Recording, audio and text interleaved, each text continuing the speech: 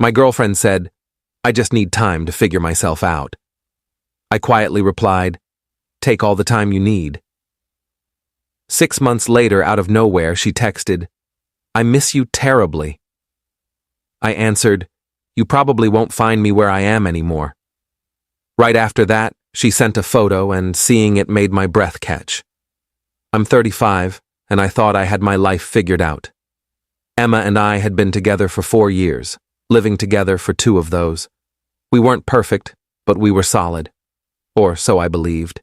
She was 32, worked in marketing, had this infectious laugh that could light up a room. We talked about marriage, kids, the whole package. I'd even started looking at rings, had a Pinterest board of proposal ideas hidden on my phone. Then one Tuesday evening in March, she came home with that look. You know the one. The "we need to talk" face that makes your stomach drop and your hands go cold. "I just need time to figure myself out," she said, standing in our living room, arms crossed defensively. "It's not you. I don't know who I am anymore." I remember staring at her, waiting for more. Some explanation that made sense. Some concrete reason why 4 years together suddenly wasn't enough. But that was it. 4 years condensed into one tired cliché that people use when they don't want to tell you the real truth. "How much time?" I asked, my voice surprisingly steady. "I don't know. Maybe a few months. I think we should take a break. A break, not a breakup. A break. Like we were a TV show going on hiatus and she could just pick up the remote and resume whenever she felt like it." I could have argued, could have demanded answers, begged her to reconsider, made promises to change whatever needed changing. Instead, I just nodded slowly and said, "Take all the time you need." The look on her face, relief mixed with surprise, told me everything I needed to know. She'd expected a fight, maybe even wanted one to justify whatever decision she'd already made. She moved out that weekend, took her clothes, her books, her ridiculous collection of scented candles, that ugly lamp her mom gave us that I secretly hated but pretended to love. The apartment felt massive and empty without her stuff everywhere, like a museum of our relationship with all the exhibits removed. I spent the first week in a fog, going through the motions. Work, gym, home, repeat. My friends kept asking if I was okay. I kept saying yes, even though I wasn't sure what okay even meant anymore. The first month was the hardest. I'd catch myself buying her favorite yogurt at the grocery store. I'd start to text her something funny, then remember mid-sentence that I had no right to her attention anymore. But I didn't reach out. I meant what I said. She could have all the time she needed. I wasn't going to be that guy who begged and pleaded and made himself smaller trying to convince someone to love him. By month 2, something shifted. I started actually living again instead of just existing in the spaces between sleep. Joined a climbing gym, something I'd always wanted to try but Emma thought was too dangerous. Reconnected with old friends I'd neglected during the relationship, guys from college who'd stopped inviting me out because I always said no. Started reading again. Something I'd abandoned years ago when Netflix and her preferences took over our evenings. I felt lighter somehow, like I'd been carrying weight I didn't know was there, like I'd been holding my breath for years and finally remembered how to exhale. Month 3, my buddy Marcus dragged me to a dinner party at his sister's place. That's where I met Sarah. She was 33, recently divorced, brutally honest in a way that was refreshing after Emma's constant need to soften everything, and had this dry wit that caught me completely off guard. We ended up talking on the back porch for 3 hours while everyone else played board games inside. We exchanged numbers, started texting. Nothing serious, just conversations that didn't feel forced or performative. By month 4, Sarah and I were seeing each other regularly. Not officially dating. We both agreed we weren't ready for labels or expectations, but it was something. She got it. Understood the weird limbo of not quite being over someone, but moving forward anyway because staying stuck felt worse. Month 5, I got a promotion at work. Nothing massive, but it came with a significant raise and the option to relocate to our Seattle office. I'd always wanted to live in the Pacific Northwest, the mountains, the water, the gray skies that Emma always complained about, but I found peaceful. The timing felt perfect, like the universe finally aligned.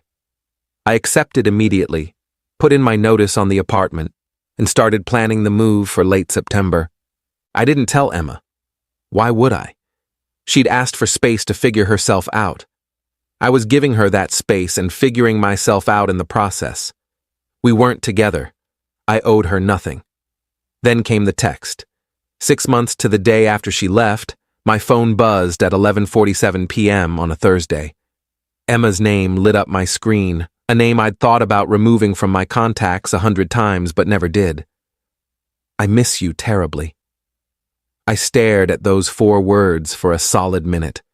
Felt absolutely nothing. No flutter of hope, no surge of anger, no bitter satisfaction, just nothing. An emptiness where feelings used to live. I typed back, "You probably won't find me where I am anymore." 3 dots appeared immediately.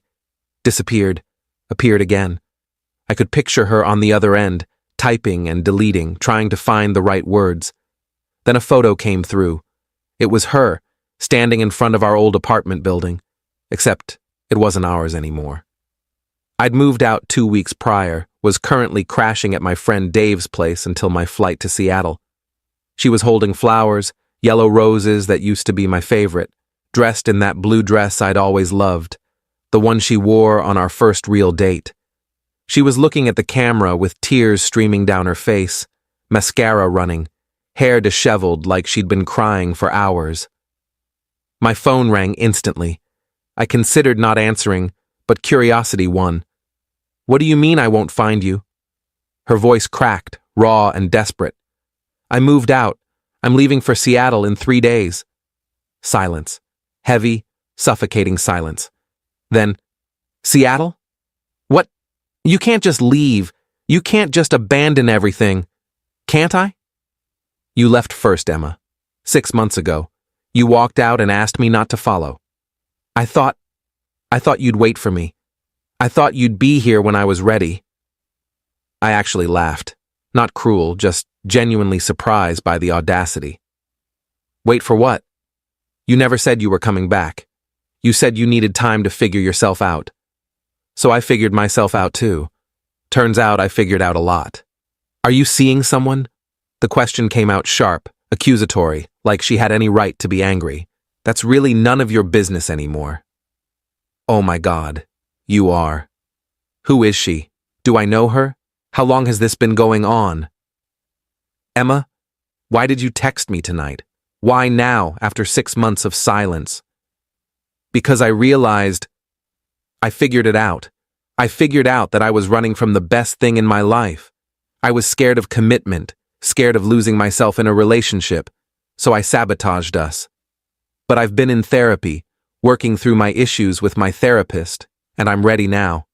I'm ready for everything we talked about. Marriage, kids, the house in the suburbs, all of it." "That's great," I said, and I meant it. "I'm genuinely happy you did that work. But I'm not the same person I was 6 months ago. I'm not waiting at the finish line of your self-discovery journey. Please don't do this. Come meet me. Let's talk about this face to face. You owe me that much after 4 years together." "I owe you?" "Emma, I gave you what you asked for. Space. Time. I didn't text, didn't call, didn't show up at your work or your friends' places demanding answers. I respected your decision completely. Now you need to respect mine." "So, that's it? 4 years means nothing to you? You can just throw it all away?" 4 years meant everything, but you ended them. Not me. You don't get to come back 6 months later and demand I put my life on pause because you finally decided you made a mistake. Update 1. She wouldn't stop calling. 12 times that night alone. Then the texts started coming in waves. Apologies, accusations, memories of our best moments together, promises of change, threats to show up wherever I was. I didn't respond to any of them. Each notification felt like a ghost trying to claw its way back into my life. The next morning, she showed up at Dave's apartment. I have no idea how she got the address, probably from my Instagram story where Dave tagged the location like an idiot. I was loading boxes into my car when I saw her walking up the driveway, looking like she hadn't slept, still wearing that blue dress from the photo. 5 minutes, she said, breathless from running or crying or both. Just give me 5 minutes to explain. Dave, watching from the doorway with his coffee, raised his eyebrows at me in a "do you need backup" kind of way. I nodded at him that it was okay, that I could handle this.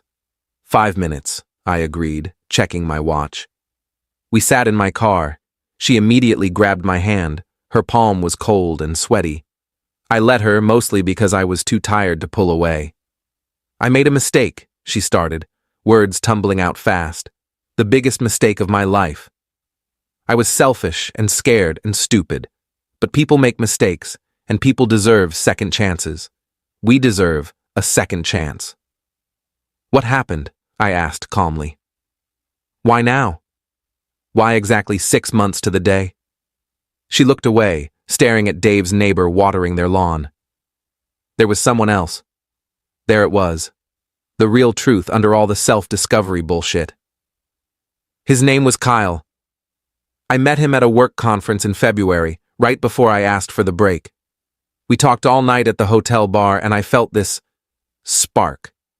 This excitement I hadn't felt in years.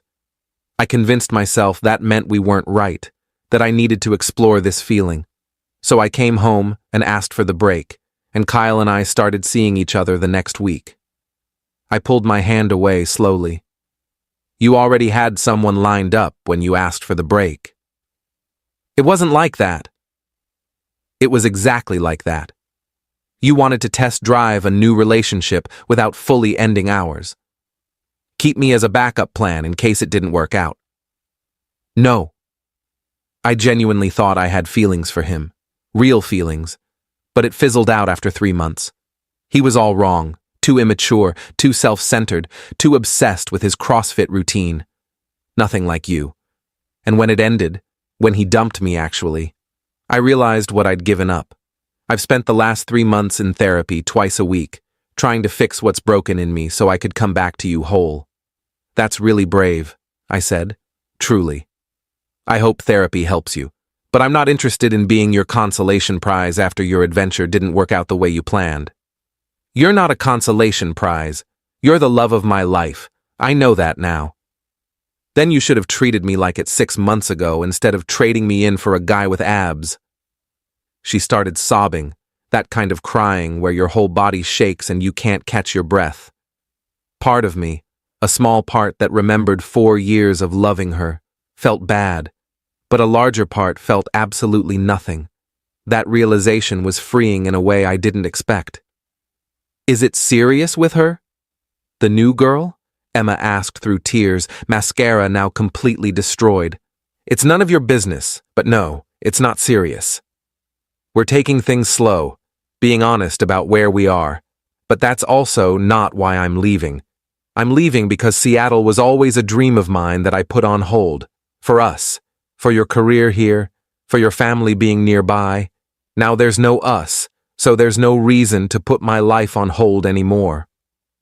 "I put my life on hold too. I turned down opportunities because of us. That job offer in New York, remember? Then I guess we're both free now to chase what we actually want instead of what we think we should want." I got out of the car. She followed, stumbling a bit, grabbing my arm hard enough to leave marks. "Please, please don't go. Or if you have to go, let me come with you. I'll quit my job, I'll move, I'll do whatever it takes, I'll be better. I'll be the person you need." "Emma, stop.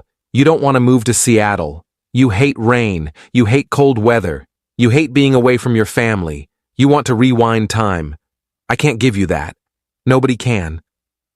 She collapsed against my car, sliding down to sit on the pavement, still crying hysterically.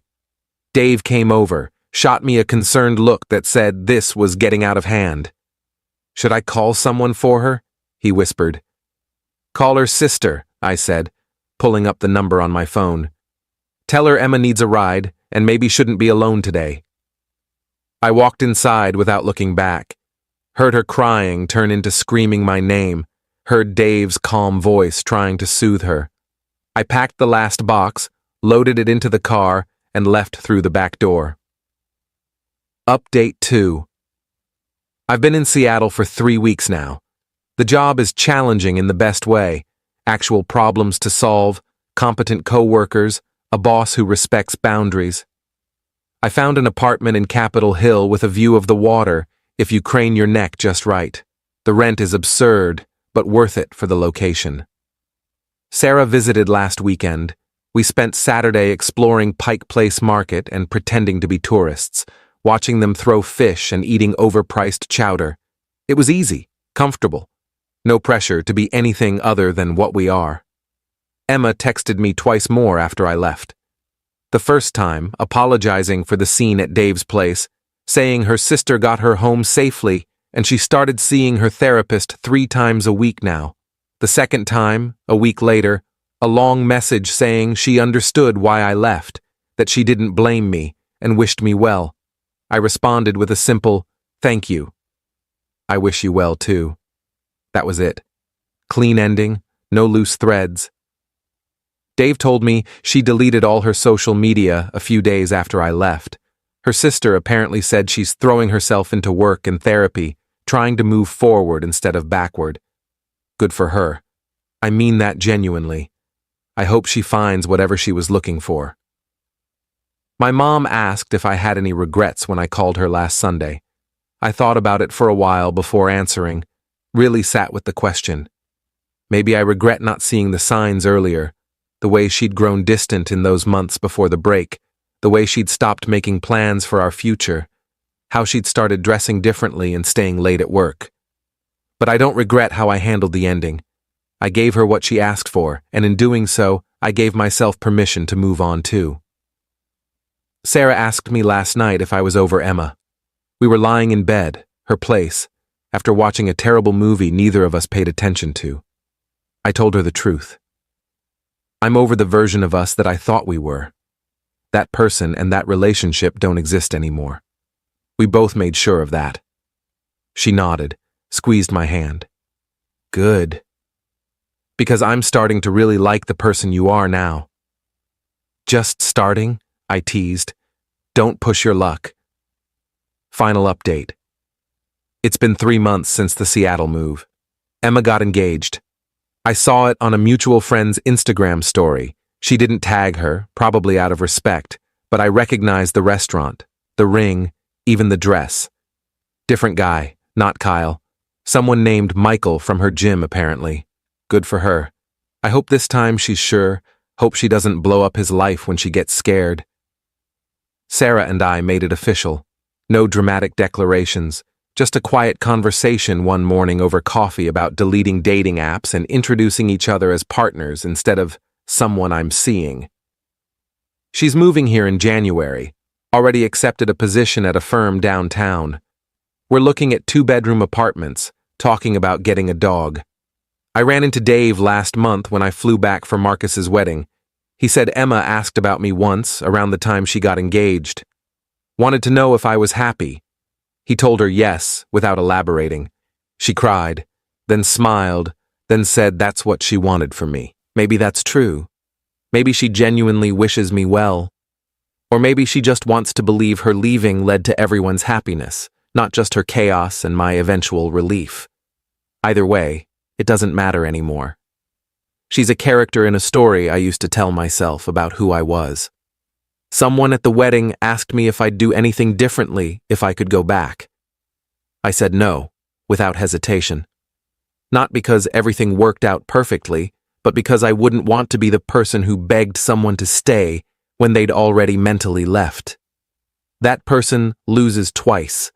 Once when they're abandoned, and again when they sacrifice their dignity trying to prevent the inevitable. You can't make someone choose you, and you shouldn't have to. When Emma said she needed time, what she really needed was permission to explore other options without guilt. I gave her that permission by actually letting her go instead of hovering in the background, hoping she'd change her mind, making myself available for whenever she decided to come back. She did change her mind, just 6 months too late. By then, I'd changed too, into someone who knew his worth, who understood that take all the time you need sometimes means take forever, I'm not waiting. Someone who wouldn't pause his entire life for a maybe. The photo she sent that night still pops into my head sometimes. Her standing there with flowers, crying, expecting me to be in that apartment waiting.